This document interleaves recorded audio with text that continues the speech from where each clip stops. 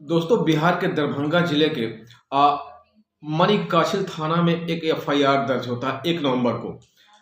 पिता दर्ज कराता है कि मेरा बेटा, उसका फ़ोन लगातार स्विच ऑफ आ रहा है और 31 अक्टूबर की रात को उससे बात हुई थी, लेकिन उसके बाद लगातार उसका फ़ोन स्विच ऑफ हो रहा है, वो गुमशुदा हो गया है, गायब हो गया। कृपया मेरे बेटे को ढूंढने में मदद करें। और कुछ दिनों के बाद पता चलता है कि उसके बेटे को 60 टुकड़ों में काट के मुंबई के बोरीवली के गोलाई के बावरपाड़ा गांव के पास उसकी लाश 60 टुकड़ों में मिलती है। अब ये सूचना पुलिस घर वालों को देती है कि आपके बेटे के हाथ पे आरे लिखा हुआ है, क्या ये आपका बेटा है? पिता कहता है हाँ, वो मेरा ही बेटा है।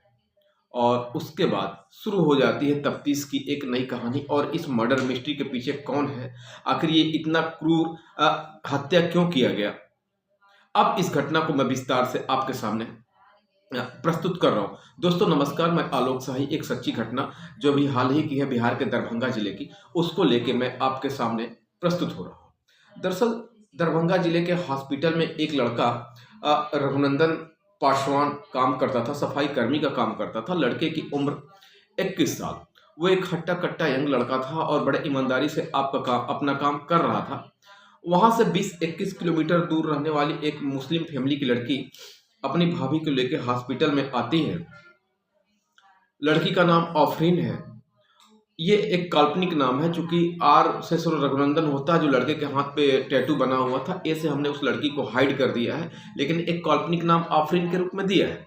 वो लड़की आती है अपने भाभी के साथ और रघुनंदन को देखती है।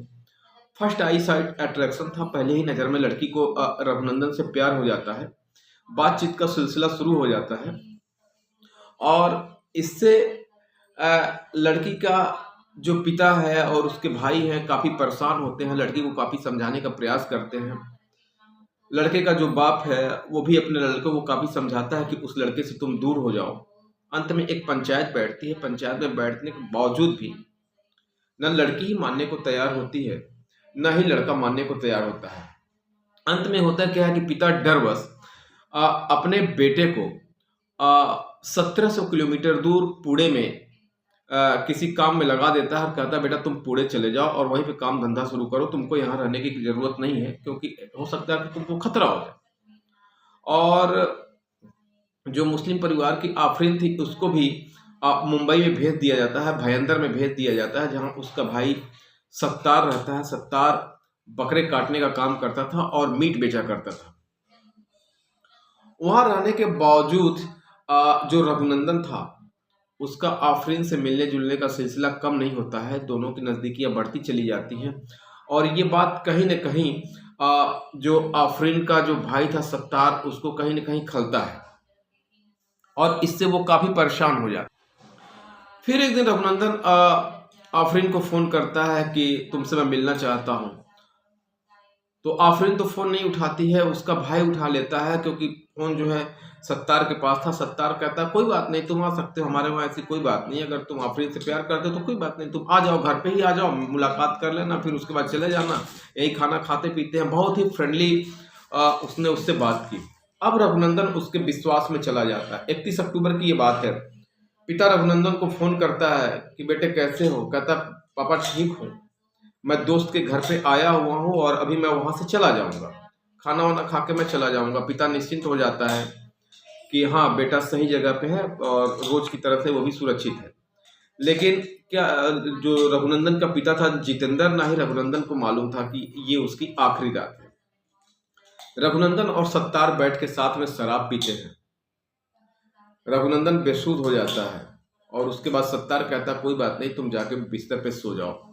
उसके बाद सत्तार पीता रहता है और उसके अंदर का जो कहते हैं कि सम्मान के नाम पे जो कुंठा होती है, जो आक्रोश होता है, जो गुस्सा होता है, वो पनप जाता है। कहता है कि ये इसकी मजाल कैसे जो मेरी बहन से मिलने मेरे घर पे भी चला है। उसी गुस्से में जिस से वो बकरे काटा करता था, उसी चापड़ से रघुनंदन के वो 7 टुकड़े करता है। सर को अलग करता, पैर को अलग करता, हाथ को अलग करता, बॉडी पार्ट्स को अलग करता, फिर उसको एक डब्बे में भरता है, पॉलिथीन से पैक करता है, एक ऑटो वाले को हायर करता है और वहाँ से काफ़ी दूरी पे बोरीवली में ले जाके गोलाई के पास बोरीपाड़ा के गांव में उसको फेंक देता है। जब गांव वालों को कुछ दिन के बाद दुर्गंध आनी शुरू होती है तो वो पुलिस को इसकी सूचना देते हैं और 13 नवंबर को पुलिस आती है। जब लाश को खोलती है तो देखती है कि वैसे तो शिनाख्त नहीं हो पाती है, लेकिन सोशल मीडिया पे जब उसके फोटो को डालती है उस पे आर्य लिखा हुआ था और किसी तरीके से पिता को पता चलता है अरे एक डेड बॉडी है जो कई टुकड़ों में कटा हुआ है लेकिन हाथ पे आर्य लिखा हुआ है।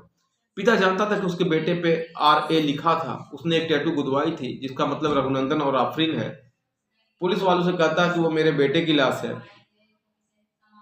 फिर अब पुलिस के पास पिता जाता है और अब ये सिलसिला शुरू होता है कि किस तरीके से हत्यारे के पास पहुंचा जाए, किसने उसकी हत्या की। जब सीसी फुटेज को खंगाला जाता है तो उसमें एक ऑटो रिक्शा वहां से आता और जाता दिखाई देता है। ऑटो वाला बताता है कि हाँ सत्तार ने मुझे हायर किया था, सत्तार ने ही जो है और सत्तार ने ही मुझसे कहा था कि ये 60 डब्बे हैं, इसको बोरीवली के पास फेंकना है।